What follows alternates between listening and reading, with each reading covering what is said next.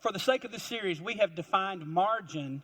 We're talking about creating margin in our lives. We've defined margin as such. Margin is the space between our current pace, how fast we're going, how much we're spending, how complex our relationships have gotten, and our limits, okay? So we're going to unpack a little bit more today because relationally, financially, and in terms of your time, you have limits. We all do. And when there's no space between your pace and your limits, you have no margin. And when you have no margin, you have no life, at least no quality of life. Can I get an amen on that? Life is better with margin. And if you're following along on the app, in the sermon notes, you can fill in that blank. Now, when there's no margin, there's more stress and more anxiety. You tend to focus on things that are not nearly as important as the things that you should be focused on when you have no margin in your life. Last week, you remember I told you, and get that video clip ready because I didn't show it in this service. I only showed it in third.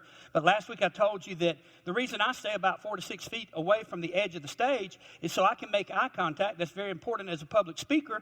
And when I get closer to the edge, then I have to take my eyes off of the thing that's most important. That's you. And I got to be careful. And the reason I have to be careful is because of this. Like the devil's saying, hey, oh. The devil's saying, hey, oh. See, you need margin in your life. You got to have margin. You got to stay away from the edge of that stage. And we could loop that and let it run all day, and I just never get tired of it. I also told you last week, when we have no margin, our relationships are always going to pay the ultimate price. Now, here's the cool thing. The Bible has a whole lot to say about this. Last week I told you about God bringing Israel out of Egyptian oppression, providing them a structured system in the promised land that included commandments and laws because they had been a slave state for 400 years. And they didn't have a clue how to live as free people. And remember, I told you one of the first things out of God's mouth when he was setting up this new system for Israel, and he's telling them, you know, you're used to working those long 18, 20-hour days, getting a little bit of sleep and repeating that over again. He said, but now you're free people. I'm going to teach you how to live as free people. And here's something that's important. I'm building margin into your calendar. So the first thing God said, the third thing on the list of commandments, he said, you need to take a day off. And they were like, take a day off? How do we do that? We've never taken a day off before. God commanded them to take a day off. And he's basically saying, hey, he's trying to teach them a lesson that I'm trying to teach you guys during this series. He said, hey, I created you to function at the highest level with margin in your life. Don't max your calendars out. So take a day off. Stop working for 24 hours and just slow down life. And God was basically saying, it's my law because your life will be better if you'll put some margin in there. Now, I told you that we were going to talk about creating margin in our schedule, in our relationships, and in our finances. Where do you want to start? Which one? I'm glad you said schedule because I'm not ready for anything else today. So we're going to talk about our clocks and our calendars. And the reason we're starting here is because our tendency is to cram everything in that we can get in there, and we don't take anything out. We just keep piling on. In other words, let me tell you this. We tend to push our schedules to the limit. Anybody guilty?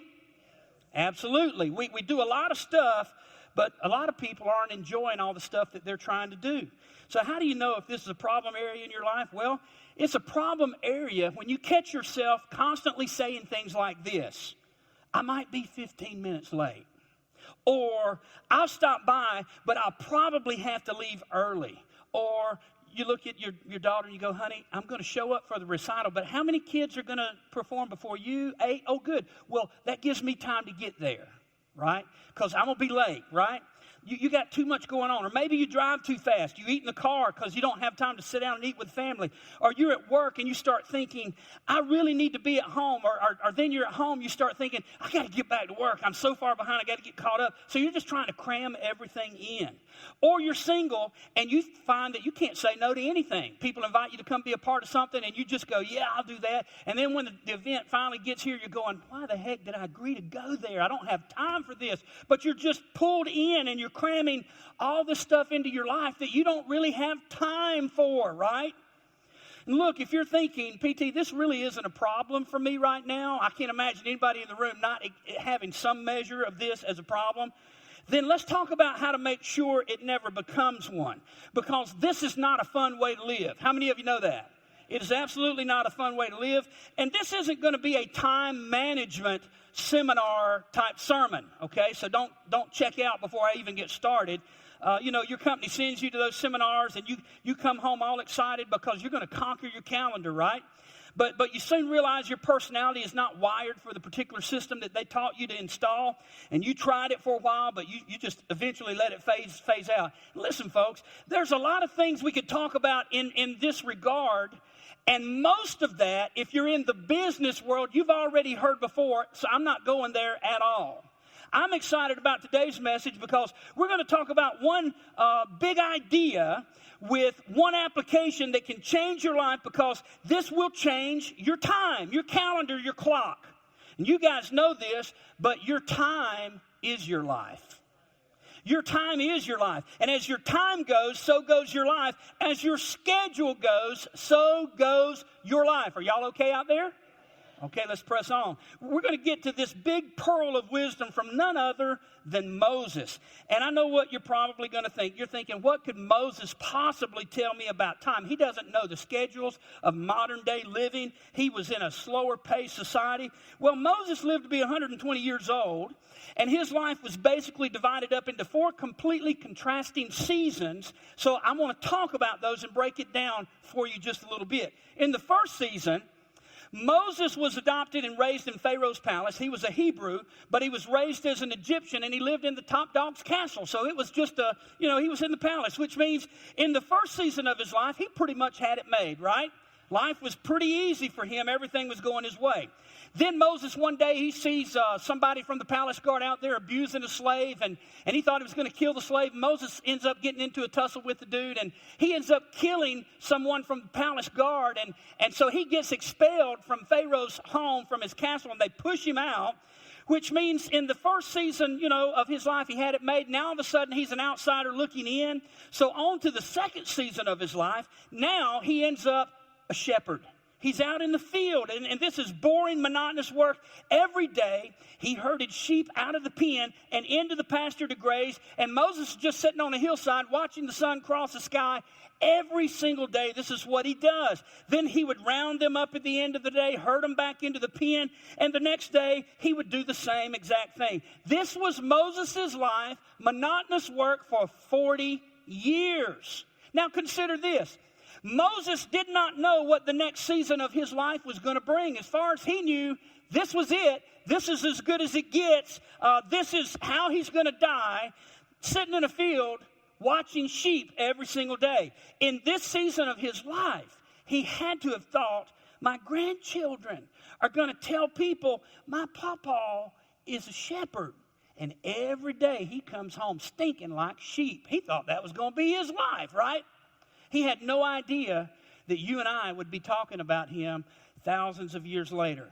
In the third season of his life, we see him back in Egypt, and he starts off with, Pharaoh, God sent me to tell you, let my people go, right? Pharaoh's like, not going to happen. So Moses calls in all the plagues with the signs and wonders from God. And during this season, Moses is the mouthpiece of God. And this is such a spectacular season in his life. It was so powerful that only Charlton Heston could pull this off and show us a little glimpse of what it must have been like, right? Then he's on to the fourth season of his life. They finally get out of Egypt, and they're on their way to the promised land. And he's the leader of a nation that's finally free. They're no longer slaves, and they're on their way to what God called the promised place that he had prepared for them. And suddenly all these people, things don't go exactly the way they wanted. Suddenly all these people are murmuring and complaining incessantly, and God has basically had enough. He says, that's it. I've had it. Bunch of ingrates. No promised land for you. Y'all didn't watch Seinfeld, did you? Jeez. So Moses, for the rest of your life, you're going to lead these people, these complainers, around in the wilderness until all the people that complain die off. And so Moses is like, okay, so let me get this straight. First season, I started out in Pharaoh's palace. Second season, for 40 years, I'm a shepherd tending sheep. Third season, I'm the big dog in this big political scene that's going on right in the middle of Egypt. And there's all this tension, and everybody knows who I am. And now you're telling me the fourth and final season of my story, I'm just going to wander around in the desert with a bunch of complainers? And God goes, yeah, exactly. Then at the end of his life, he gets to the edge of the promised land, and he's got this whole nation of Israel with him and says, you know, God looks at Moses and he says, sorry, but you don't get to go in. And Moses is like, what, God, what's going on? I don't get to go in. And God says, you can't go in, but I will let you go up on a mountain and see it. See the promise that I've made for them. I'm going to let you look over into the promised land. So I want you to understand that Moses has some perspective on time. He has some perspective on time, and he shares it with us in the 90th Psalm. And I want you to listen. This is the context for everything we do or should do as it relates to our time, our clocks, and our calendars today. In fact, you don't have to be a Jesus follower or even believe Moses was a historical character to benefit from what I'm going to teach you today. This is just that good. You really should read the Bible. Did you know that you don't have to believe the Bible to read the Bible? Some of you are not Jesus followers, and we created an environment like this for people that are not Christians so that you could come in and lean into faith and kind of explore and find a place where you can, you know, we say you can belong before you believe, and we do that. We believe that's important. We want you to feel like this is a place for you to lean into faith and explore that. And somebody would say, you know, I'm not a Jesus follower, so I don't believe the Bible, and I just started coming here, and you got all these reasons. Somebody says, I like all the pretty girls, okay? We're okay with that, but let me just break the sermon for just a moment and give you some good advice. You need to be very careful because a lot of the pretty girls that we have here that you're checking out, look right here, okay? Very important. Let me tell you why that's important. Because this church is full of special forces. It's full. We have several SWAT team members. We have deputy sheriffs that sit on the front row. And all their wives are beautiful. And they will beat the hell out of you. They will kill you with their little finger. So you be real careful to check this out. That might be the best thing you hear all day long. I'm just saying it could help you a whole lot down the road. But you don't have to believe the Bible is true to read it. I don't believe, everything that I read. I may start off with an open mind and go, I'm just going to read this and decide if I think it's true or not. And I try to pick up books with open minds and read that way. So why in the world would you never pick up a Bible just because you don't think it's true? Because some narrow-minded professor told you it was a bunch of religious hoo-ha, and so you just decided to stay away from it? That makes no sense at all. Come on. Think about this. You don't have to believe it to read it. Just pick it up and decide for yourself. Don't let somebody else make that decision for you. That's good preaching whether you like it or not. Anyway, I want to share an insight about time from the Old Testament that is absolutely stunning. And if you lean into this, I think you can leave here encouraged by what I'm going to say, because these verses establish the context for what we should and shouldn't include on our calendars. So let's break this down. So let's look at this together. We'll start in verse 1 of chapter 90. And again, Moses is credited with having written this, and this is how he starts. He says, Lord, you have been our dwelling place throughout all generations. He's talking about the nation of Israel. He's like, Lord, we live within the context of who you are. You're the heart of our existence. You're the core of everything we do. We have no life that's not built around you. He continues in verses 2 through 3. He said, before the mountains were born, or you brought forth the whole world from everlasting to everlasting, you were God. You turned people back to dust, saying, return to dust, you mortals. Now, this is a little offensive to us and our modern way of thinking, but it wasn't offensive to Moses. This was his way of saying that God controls the beginning and the end, because God is Alpha and Omega. He is the beginning and the end. He's the first and the last. He's simply acknowledging, God, you control the days of our lives. We struggle with this. It's like, wait a minute, does this mean God knows how many days we're going to live, or does it mean God decides how many days we're going to live? Because that's important to know, right? What's important here, whether we recognize it or not, and whether you can explain it or not, is that most of us believe that God has something to do with the length of our days and our time here on this earth. Can I get a witness? I mean, that's just the way it is. He continues in verse 4. He said, 1,000 years in your sight are like a day that has just gone by, or like a watch in the night. In other words, Moses says, this is his way of saying, God, the years are just flying by for me. My life is just flying by. But I can't even imagine how fast time is passing for you, God, as the creator of time. I'm like, wow, January's gone already. Anybody else? It's gone. I mean, but God, for you, 1,000 years is like 3 hours. My life really is a vapor to you, isn't it? It just goes by so fast. Verse 5, he said, yet you sweep people away in the sleep of death. They're like the new grass of the morning. In the morning it springs up new, but by evening it is dry and withered.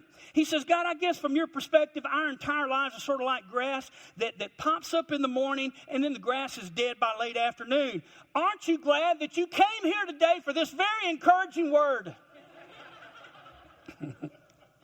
Then he goes on, verse 10, he said, our days may come to 70 years or 80 if our strength endures, yet the best of them are but trouble and sorrow. Listen, I know how it is, and I've seen it, and I've heard the comments and read the commentary on social media and all this, and I know some of you had a horrible year in 2019. It was bad. And you limped into 2020 feeling like your life just sucks, and I get that. I understand what you've been through, and I've seen it, and some of you, I've walked with you through those low spots. But Moses is like, I know you think you've got it bad. Let me tell you my story. Moses is like, 40 years I spent keeping sheep, stinking like sheep. Then things pick up for me, and I'm at the center of one of the most intriguing political seasons, if not the most intriguing political season in history. I got to be God's mouthpiece. I stood before Pharaoh, and all these miraculous things happened that I subpoenaed from heaven and God allowed to happen. He said, and I got to tell Pharaoh, God said, let my people go. And it was powerful to be in that position. Then 40 years of walking around in circles with a bunch of complainers, and I get to the promised land finally after living with these people for 40 years, and God looks at me and says, sorry, no promised land for you, right? So what's your story of heartache and pain again, Moses would ask you today? And we would say to Moses, never mind, because mine doesn't stack up. Moses is like, hey, don't lose faith just because you're dwarfed by God's magnitude and the brevity of life. Looking at this again, talking about the year, verse 10, it says, for they quickly pass and we fly away. And we fly away. How many of you were brought up in church and sang the song, I'll Fly Away? If you were like me and you were raised in a Pentecostal church, it was some glad morning when this life is o'er, I'll fly away. If you were brought up in the Baptist church, it was some glad morning when this life is o'er. Pentecostals, we speed up everything. Every song. It was... all we needed was a drum and a bass guitar, and we could have church, okay? So I'm just saying. And we got so many people from many different denominational backgrounds here. I don't know how you sang it or if you did, but this is where the song originated from, right here. You were singing a verse from Moses, and you didn't even know it. And here's his point, that time and life pass quickly. Now he continues, verse 11. If only we knew the power of your anger, your wrath is as great as the fear that is your due. Now, I'm hardly one to talk, but that seems like a very poorly structured sentence. And my grammar, sometimes you have to decipher. Actually, this is a difficult Hebrew verse to translate into modern English today. And lots of different English translations have taken this on, but I don't think any did it any better than the NIV. So let me simplify what Moses is saying and kind of catch everybody up in case you kind of got lost in translation. Moses says, if we can see God as he is, we would give him the reverence he is due. God is everlasting to everlasting. He's Alpha, Omega. He's the beginning and the end, right? He said, I'm like a piece of grass here today, gone tomorrow. My life is just a vapor. My life is really passing by very fast to me, but even more to God, because 3 hours, to God is like 1,000 years for us. So Moses kind of pauses in this big grand explanation, and he says, wow, I only have a tiny slice of time to do something with in this life. Therefore, shouldn't I, in my blip of existence, make sure that I spend some time giving God some glory? I mean, I got to make sure I get that in. This is important. I need to give God the glory he's due. Then he comes to the application, and this is kind of where we always land. And how can I walk out of here with something that's going to help make my life better? He starts in verse 12. Here's his application. He said, teach us to number our days.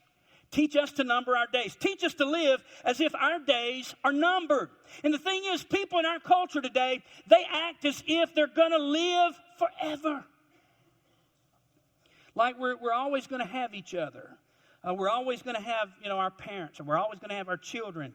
We're always going to have those kids. And there's people in the room that would tell you quickly that's not so. Our time is not unlimited. But Moses is trying to tell us that our days are numbered, even though we live as if our time on this earth has no constraint whatsoever. Now, he says this. He's saying to all of us in the room, he said, that's a huge mistake for you to approach life like that. Cut it out. You're getting it wrong. You need to learn to live as if your days are numbered, or as the great theologian Tim McGraw says, live like you were dying, right? And think about this, ladies. Let me give you a couple of simplified sermon illustrations here. After your man proposed and you set the date on the calendar, you began to number your days. You were very intentional about what was going to happen. You knew exactly how many days until you were looked upon as the bride. It was your moment. You knew exactly what you had to get done in that time span. And you organized the time to a T between will you marry me and the moment that said, will you take this man? Right? Everything in between those two statements, you absolutely had it on a plan, on a calendar, and you numbered those days. And in that interval of time, you planned accordingly because you knew your days were numbered. You planned in light of the fact that there was a time period that was going to eventually come to an end, and you did not have unlimited time, and you knew to be diligent and intentional to make sure that those days were numbered. If you've ever studied for an exam, anybody? They told you when the exam was going to be, and you thought, okay, I got 2 weeks to get ready. You knew the opportunity to study was eventually going to come to an end, and that window of opportunity was going to close, so you numbered your days. If you've ever had to speak publicly, and they put a date on the calendar for you to speak to, 1,000 people, then your days to prepare were numbered, right? You knew eventually preparation time was going to be over, and the event was going to happen. Your time was limited, so Moses takes those kind of things, and he tries to explain it in a vernacular that we can all understand, and I'm trying to help you with the translation side of it. And he asks us in an appointed way this question: what if you lived all of the days of your life like your days were numbered? What would you change? What would happen? And listen, this will actually help you to do a better job of living day to day, right? It's going to help you do a better job of living day to day. And he says, teach us to number our days. Then here's the promise in verse 12. Teach us to number our days that we may gain a heart of wisdom. We're going to gain wisdom about what we should put in, about what we should take out, and about what should be prioritized on our calendars. Moses says, when you begin to number your days, when you really begin to number your days, you immediately are going to gain wisdom and perspective. It's like, wait a minute, I can't spend my time doing that anymore. That doesn't have value. It doesn't add any value to my life. Why would I want to waste my time doing that? I need to spend more time doing this. So here's kind of a summary statement for everything Moses just taught us. Remembering our time is limited provides us with wisdom to know how to spend our limited time. It's like money. When it comes to money, most of us know that our money is limited. Now, if you're a person and you say, not really for me, today is my wife's birthday. And you can help a brother out. If you have unlimited funds, just stop by and see me. And I'll let you be a part of any of, the fun and celebrating and eating out and all that stuff. But we'll let you pick up the tab if you have unlimited funds. Because most people have very limited funds, and it's just not something. When it comes to time, just like money, we forget our time is limited. which means I need to limit how I spend my time. Now, I know what some of you are thinking. You've been sitting there and you've kind of zoned out a little bit and you're going, this dude is taking up too much of my time. I need to get out of here. How much longer? And you keep looking at your watch and I've got things to do. Geez Louise. Well, I understand that. But let me bless you with a huge favor before I close. And let me really put an exclamation point on the application of this sermon. Y'all ready for this? It's going to get good. Nudge your neighbor, say, wake up, pay attention. Absolutely important. I'm going to fast forward your life to the end. I'm going to give you a sneak peek of what the end of life looks like for 100% of the people that are on the face of the earth. And you're going to gain incredible wisdom and become much smarter in the time that we have left together, and that's maybe 5 or 10 minutes when we're all done. If you'll take what I'm about to share with you and make an application of it to your life, you're going to jump to the front of the line ahead of all those people that didn't make it to church today. You get a head start. During my ministry, true story, I've worked with hospice for a long time, and that's people that are terminally ill, and hospice comes in and tries to make their life more comfortable in their last days. And I read about a lady in prepping for this sermon. Her name is Bronnie. This is eventually, now I understand it's a book of her experiences, but she worked with terminally ill people, not in hospice, but in another organization. And she provided incredible care for people who were in their last days, sometimes in their last hours of life. And she said that she always approached this kind of tepidly, but she would just ask the person, hey, can I ask you some questions? And they would engage, and she'd get to know them a little bit better. And she would ask them this question. Looking back over your life, do you have any regrets? What do you regret most now that you've come to the end and you know you're fixing to transition from this life into the next? What are your regrets? She said as she asked this question over the years, she began to notice a pattern that kept emerging in the answers. And so she started to write their answers and their responses down. And she's ultimately made a book out of it. And I wanted to share with you the top 2 regrets that terminal patients identified in the last days, sometimes in the last hours of their life. And I'm going to do this in reverse order. So we're starting with the second most biggest regret that she heard consistently. And this is it. I wished I hadn't worked so hard. I wished I hadn't have worked so hard. Nothing new there. How many times have we heard somebody say that at the end of their life? I wished I'd have spent more time with my family and less time on the job. This lady that spent years working with terminally ill patients said this was the response of every male patient that she provided care for, and a lot of the ladies. Every single man at the end said, I wished I'd have spent more time with my family and a lot less time at work. They missed their children's youth, and they missed the companionship of their spouse. And you know, I started thinking about this. You know what that means? It means we better learn to number our days. We better learn to number our days, or we're going to spend our time on things that we will surely regret when we get to the end of the line and we see that our days are about over.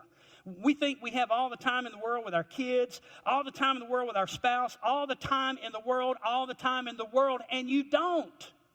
You just don't have all the time in the world. But Moses taught us that we couldn't be more wrong. And when you finally realize that you don't have all the time in the world, he says, hey, you can't go back and do this over. You only get to be 20 one time. You only get to be 30 one time. You only get to be 40 a couple of times. Right? These are stages of life where there is no do-over. You should pay attention to this because this is the second biggest regret of people whose days are irrevocably numbered, and they're at the end of their life looking back and reflecting and say, hey, I messed up. These are 2 big places that I regret in my life. I did not get it right. Now, before I tell you the number 1 regret of dying people, I want to preface it this way. If you're a teenager, if you're a college student, a grad student, you need to lean in, okay? If you checked out and you're checking back in, because I hope you will, because this is extraordinary. This is a huge thing I'm fixing to share with you. And if you can get this right, it'll change the fact of how you fill up your calendar. This is the biggest regret that people have when they know that they've only got a few days, maybe even a few hours left to live. Here it is. Regret, the biggest regret, number 1. I wish I had the courage to live a life true to myself, not the life others expected of me. When people realize their life is almost over and look back, they easily see their unfulfilled dreams. That's going to be true of me, and that's going to be true of you. Most people will die and leave this life and transition into the next life knowing the choices they made kept them from living their dream. And this is so powerful, and I just did you a huge favor, and some of you haven't realized the impact of it yet. I fast-forwarded you. I gave you just a little snapshot of what we're going to think about when we get to the end. We're going to look back, and these are the thoughts we're going to have. You now have the wisdom that comes with living as though your days are numbered. And look, you guys are sitting there thinking, but PT, if I don't do as much as I possibly can, I'll never make it. I'll never make it. Let's talk about it for just a moment. Do you know what people who are terminally ill, who have numbered their days and they know their time is about done, I think I know what they would tell you by basically reading some of their comments. They would say to us today, if they could stand here, you better make sure you've chosen the right it. Because you can spend your whole life trying to make it and get to the end and realize you pursued the wrong it. Now, some of you define the journey of life, the it factor, by how your parents lived. And that can be good, bad, or indifferent. I don't know your story. If they were successful parents, you feel a little intense pressure to kind of live up to the standard that they set in your life, so you want to be successful. If they were a failure and you're not proud of your parents, you kind of have made up your mind, I'm not going to be that. I'm going to be better than that, and I'm going to make sure my children are better than that, right? Some of you determine what it is or what it is going to be by watching your own parents. And some of you approach your calendar like this. If I don't do as much as I possibly can, I'm going to fall behind. Fall behind who? Fall behind what? Why did you buy into the cultural narrative that says that that is the gold standard? I mean, for real. Don't fall behind or you'll never catch up. Catch up to what? Holla back. Huh? Y'all out there? Y'all okay? Well, PT, I don't want my kids to fall behind. We got to make sure they keep up. Keep up with what? Keep up with who? Fall behind what? Look, you should have an answer to that question if you're going to allow this kind of thinking to drive your calendar. You need to answer that. All of you high school and college students, you know I'm a plain-spoken person, so brace yourself. All of the high school and college students that are so worried about keeping up with your friends and maintaining the pace that they're setting, and you're trying to keep up with that, listen. You are allowing other students to determine how you spend your time, how you waste your time, how you waste your life. And hear me now, 99% of them will not be a part of your life in 10 years. You know how you'll remember them? You will only remember them when you see their picture in the newspaper or on the 6 o'clock news. For some drug bust or for picking up an undercover cop they thought was a hooker. And you'll go, dang, I think I went to school with them. And you're letting these people drive the narrative of your life now? Come on, man. Why are you doing that? How stupid am I, not you? How stupid am I that I would even bring it up? I guess is what I wanted to say. I'm just saying, you're not stupid. I'm stupid for even talking about it. I was going to say, how stupid are you? But y'all are smart. So I think you get it. I reeled it in. I'm trying to be a good pastor today. Look, why are you trying to keep up with the pace others are setting for your life? Why? Why are you allowing these people to rob you of a precious gift that God has allowed into you, the gift of time? I promise you this, somewhere down the line, you're going to be forced to look at the time you have left. You're not going to have a choice. You're going to be forced to number your days. You'll see the end sneaking up on you. It'll jump up and it'll bite you on the bottom. And you're going to finish with this regret if you don't fix your calendars and your clocks today. I wish I had the courage to live a life true to myself, not the life others expected of me. And if you're a Jesus follower, if you believe God has a plan for your life, then you must understand this. You must understand how important this is, because God has something that He wants for you. And if you don't figure out how to live out God's plan for your life, people around you will squeeze you into their plan for your life. And who you want to live for? You want to live a life for God who has the best, He has your best interest at stake and in mind? Or do you want to live for people that their goal is to make sure your life benefits them the most? Why would you do that? I've given you a card, okay? Everybody, you should have got a card. If you didn't, raise your hand, and the guys will bring one to you real quick. It says no margin, no life, and there's a little plus in the first line up there. I want you, this is your homework this week, okay? Keep your hands up, and they'll get it to you, and I want you to do this at home, so keep your hands up, and you can walk out of here with a card if you missed it on the way in. But the first line is a little plus, and I want you to answer this question. What do you need to add to your life that's missing right now? The second line is what's in your life that you need to just flush. It's a little subtract. What do you need to take out of your life? The third line is what's in your life that you don't need to get rid of, but you need to quit doing so much of it because it monopolizes your calendar. And then the last line is what do you need more of in your life? You do a little bit of it, but what do you need a whole lot more of in your life? I'm giving you a resource, just a little simple card to help you number your days. Keep those hands up and they'll get them to you, I promise. This will help you number your days. Just an application of the sermon, and we preach the application here. We want you to walk out with something. Let me pray for you. Father God, I love the people in this room. I love this church. I love this community. That's why we're here. We're trying to reach people far from God. And Lord, would you help us to be the people you've called us to be and be the church that you intend for us to be. And God, some of our calendars, I would dare say most of our calendars are slammed with stuff, a lot of activity, and we're not even enjoying a whole bunch of that. A lot of parents are dropping their kids off at activities just about every day, and they want the best for them, but the best thing for some of these kids is to be able to spend time with mom and dad, not with everybody else. And we got to fix some of this stuff. Help us, God, to see the value of family, the value of time, because our days are not unlimited. Some of us are wasting way too much time on politics, and we're fighting with people, and we're ranting and raving, and we're getting our opinion out there. And so help me God, I'm not going to get to the end of my life and look back and say, I wished I hadn't spent so much time fighting politics with people. I'm not going to be that person. I don't care who don't like it. I'm not going to be that pastor. But I am going to focus on helping people who are far from God, and I'm going to keep politics out of this pulpit. So help me God. I pray in Jesus' name, Lord, that you'll help us to focus on who you've called us to be so that we can make a difference in the lives of people who are far from God and help them to lean into the cross. In Jesus' name.